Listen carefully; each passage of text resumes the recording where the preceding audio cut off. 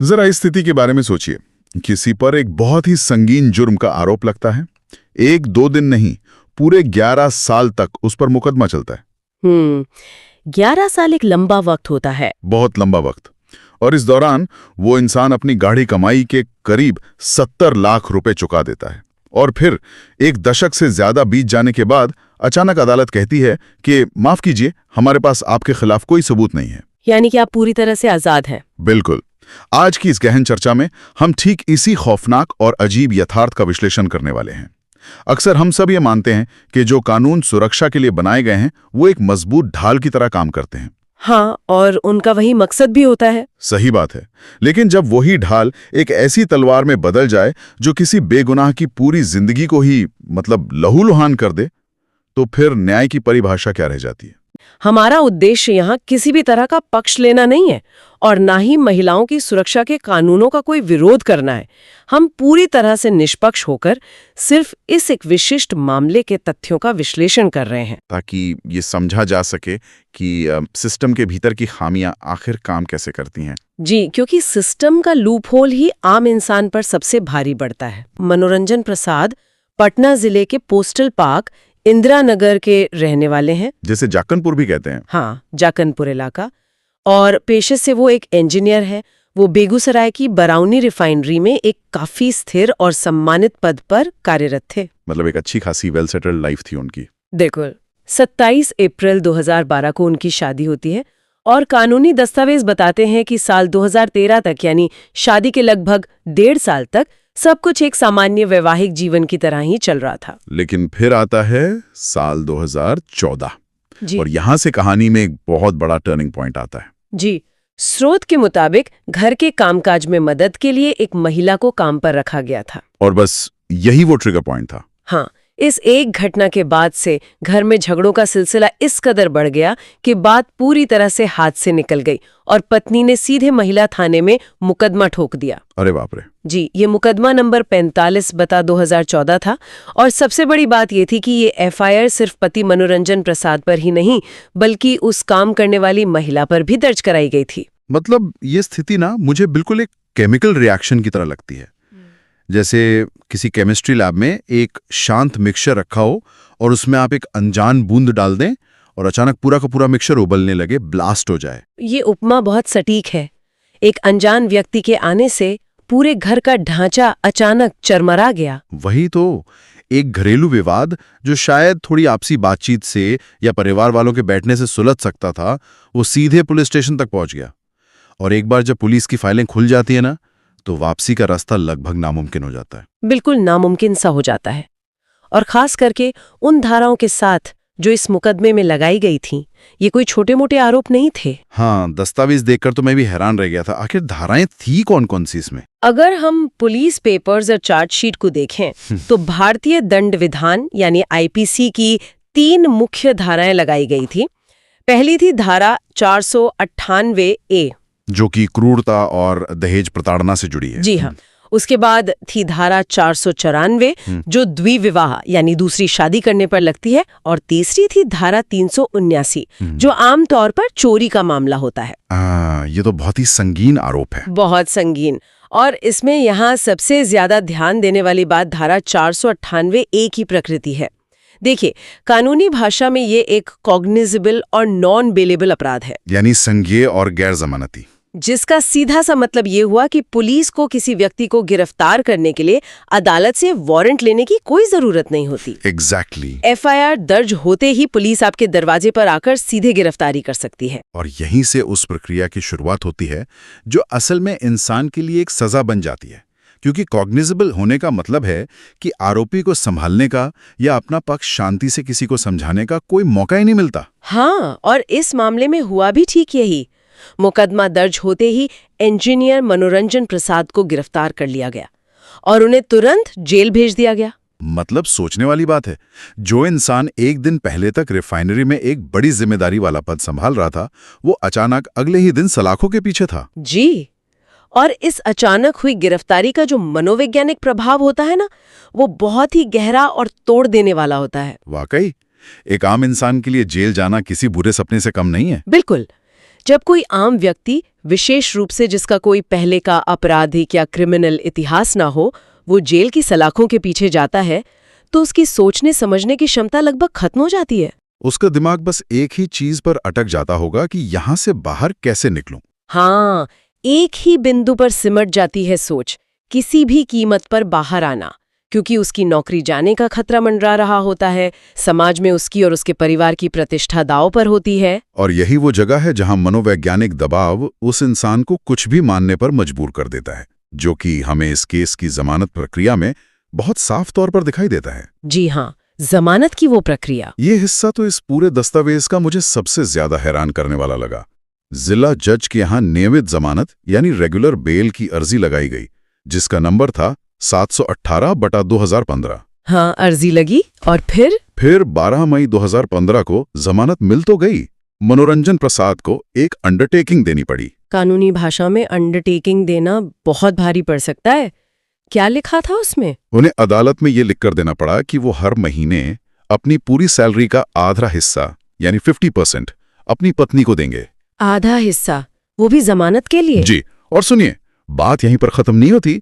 शर्त में ये भी साफ लिखा था कि अगर भविष्य में किसी भी वजह से उनकी नौकरी छूट जाती है, हाँ, तब भी उन्हें हर महीने 25,000 रुपए पत्नी को देने ही होंगे, चाहे उनके पास नौकरी हो या ना हो। अरे बाप रे, ये तो बहुत ही सख्त कंडीशन है। जमानत मिलने के बाद आमतौर पर इंसान यही उम्मीद करता है कि चलो अब ट्रायल शुरू होगा, कोर्ट में गवाह आएंगे और केस अपने अंजाम तक पहुंचेगा। लेकिन स्रोत सामग्री पर गौर करें तो पता चलता है कि असली चक्रव्यूह तो अब जाकर शुरू हुआ था। बिल्कुल, दस्तावेजों की टाइमलाइन को अगर देखा जाए तो 25 अप्रैल 2016 को इस मामले में आरोप गठन यानी चार्जेस फ्रेम हुए थे, जिसका कानूनी मतलब ये होता है कि अदालत ने तय कर दिया कि आरोपी पर किन धाराओं के तहत मुकदमा चलेगा और अब दोनों पक्षों के गवाहों के बयान दर्ज किए जाएंगे। पर इसके बाद जो हुआ, मतलब उसने तो भारतीय न्यायिक प्रणाली की वो जो तारीख पे तारीख वाली छवि है ना, उसको 100% सच साबित कर दिया। हाँ, 2016 से लेकर आगे के पूरे 10 सालों तक। 10 साल। ये केस इन 10 सालों में कई न्यायाधीशों के सामने से गुजरा और हर बार अदालत से सिर्फ एक नई तारीख मिली और आगे कोई कार्यवाही नहीं हुई। कुछ नहीं। हाल ही में जब ये मामला न्यायिक मजिस्ट्रेट प्रथम श्रेणी ओम प्रकाश जी की अदालत में ट्रांसफर हुआ, तो उन्होंने फाइल का जब बारीकी से अध्ययन किया तो उन्होंने एक ऐसा अवलोकन किया जो किसी के भी होश उड़ा दे। क्या देखा उन्होंने फाइल में? उन्होंने पाया कि पिछले 10 सालों में अदालत में एक भी गवाह पेश ही नहीं हुआ था। एक भी नहीं, पूरे एक दशक में शून्य गवाही। बिल्कुल शून्य। और दूसरी तरफ ध्यान दीजिए, आरोपी पति अपनी उस अंडरटेकिंग के तहत हर महीने अपनी आधी सैलरी, जो कि बढ़कर लगभग 50,000 रुपए से ज्यादा हो चुकी थी, वो लगातार पत्नी को दिए जा रहा था। लेकिन जिसने मुकदमा दर्ज कराया था, वो पत्नी खुद अपनी गवाही देने कभी कोर्ट नहीं आई। कभी नहीं। अब ये स्थिति ना मुझे बिल्कुल एक ऑटो रिन्यूअल सब्सक्रिप्शन की तरह लगती है। ऑटो रिन्यूअल वो कैसे? देखिए, मान लीजिए आपने इंटरनेट पर किसी सर्विस का सब्सक्रिप्शन लिया है। आपके बैंक खाते से हर महीने हजारों रुपए ऑटोमेटिक कट रहे हैं, लेकिन जब आप उस सर्विस का इस्तेमाल करना चाहते हैं तो वहां दिखता है कि सर्विस डाउन है या है ही नहीं। मतलब पैसे जा रहे हैं पर बदले में कुछ नहीं मिल रहा। एग्जैक्टली। सिस्टम पूरी तरह से ठप पड़ा है। पैसा लगातार हर महीने कट रहा है, लेकिन न्याय की प्रक्रिया नाम की जो सर्विस है वो 1 इंच भी आगे नहीं बढ़ रही है। हाँ, ये एनालॉजी काफी बैठती है यहाँ। 10 साल तक हर महीने 50,000 रुपए खाते से जाना और गवाह का एक दिन भी ना आना, ये इस बात का दमदार संकेत है कि कानूनी प्रक्रिया का रुख ही किसी और तरफ मोड़ दिया गया था। ये ऑटो रिन्यूअल वाली बात बहुत सटीक है, क्योंकि ये उस आर्थिक प्रोत्साहन यानी उस इंसेंटिव को समझाती है जो इस असाधारण देरी के पीछे छिपा हुआ था। इंसेंटिव मतलब पैसा आना ही एक मोटिव बन गया था। देखिए, अगर हम इसे मानव मनोविज्ञान के नजरिए से देखें तो जब एक पक्ष को बिना अदालत आए, बिना किसी वकील के तीखे सवालों का यानी क्रॉस एग्जामिनेशन का सामना किए, हाँ, बिना परेशान हुए जी, और उसको हर महीने 50,000 रुपए से ज्यादा की एक निश्चित रकम घर बैठे मिल रही हो, तो वो भला इस मुकदमे को जल्दी क्यों खत्म करना चाहेगा? बात तो सही है। केस खत्म होने का मतलब है उस मंथली इनकम पर खतरा। बिल्कुल। कानूनी भाषा में इस स्थिति को मिलिशियस डिले यानी जानबूझकर की गई देरी कहा जा सकता है। ऐसी स्थिति में न्याय पाना लक्ष्य रह ही नहीं जाता, बल्कि प्रक्रिया को लंबा खींचना ही एक बिजनेस स्ट्रैटेजी बन जाती है। सही पकड़ा आपने। लेकिन अदालत के पास भी तो कुछ अधिकार होते हैं इसे रोकने के लिए। हाँ, और यहीं पर नए मैजिस्ट्रेट ने अपना काम किया। जब उनके सामने ये तथ्य आया कि 10 साल से कोई गवाह नहीं आया है, तो उन्होंने आखिरकार सख्त एक्शन लिया। उन्होंने क्या आदेश दिया? अदालत ने गवाहों को बुलाने के लिए समन और फिर वारंट जारी किए, और इस दबाव का असर भी दिखाई दिया।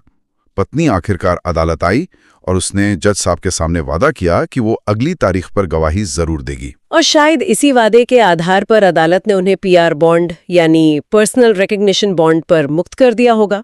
हाँ, पीआर बॉन्ड पर ही छोड़ा। पीआर बॉन्ड पर साइन करने और वादा करने के बावजूद वो महिला दोबारा कभी पलटकर अदालत नहीं आई। आश्चर्य की बात है। अब आप ही सोचिए, जब मुख्य शिकायतकर्ता जिसने खुद केस किया हो वही अदालत की प्रक्रिया से इस तरह भाग रहा हो, तो अदालत के पास क्या रास्ता बचता है? ऐसे में तो सिर्फ एक ही रास्ता बचता है, एक अंतिम और निर्णायक फैसला।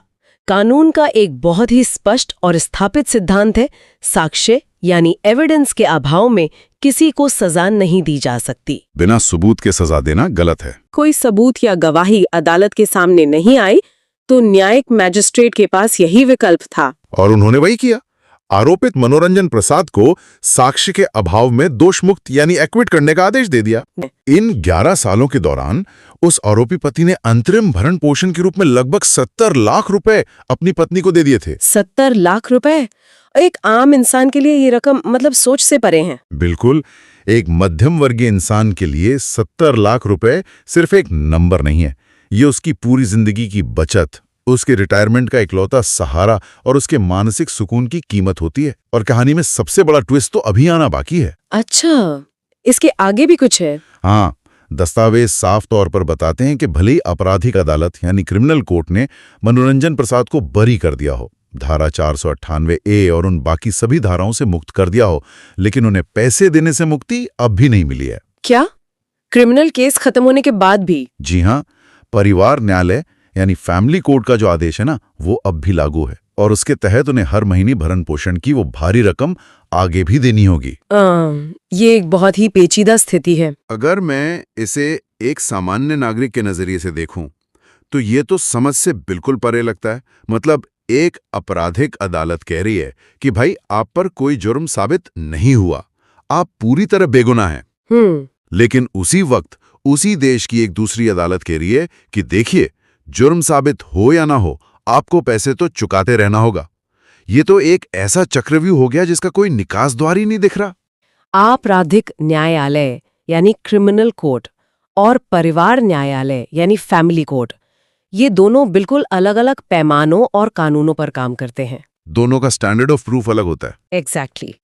क्रिमिनल अदालत का काम ये तय करना है कि क्या व्यक्ति ने कोई जुर्म किया है या नहीं। हाँ। और इसके लिए सबूतों का जो स्तर है वो बियॉन्ड रीजनेबल डाउट होना चाहिए, यानी बिना किसी संदेह के साबित होना चाहिए। और क्योंकि इस केस में सालों तक गवाह आए नहीं, तो अपराध तो साबित होने का सवाल ही नहीं उठता। सही।